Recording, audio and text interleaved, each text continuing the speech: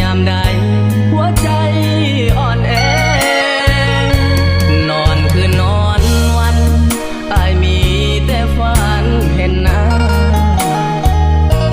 คิดโทษแท้นายานการดานั้นที่พันแปรเป็นห่วงหลายเดยาน้องเสไปนำเขาแก่หัวใจไอ้แสบดวงแดหากน้องพันแปรลืมคำสัญญาก่อนจากบ้านนาคำสัญญายังหักมันอดทนสู้งานความฝันคือวันวิวาน้องอยู่ทางบ้านเป็นกำลังใจให้อายแด่นานยามอายโทรหาการนางทับสายอายแด่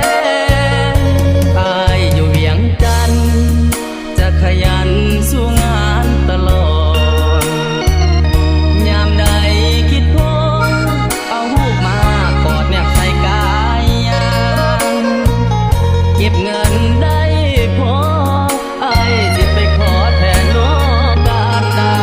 เพื่อสอบเฮาเข้าสู่วิวาจะสร้างบ้านนาให้เป็น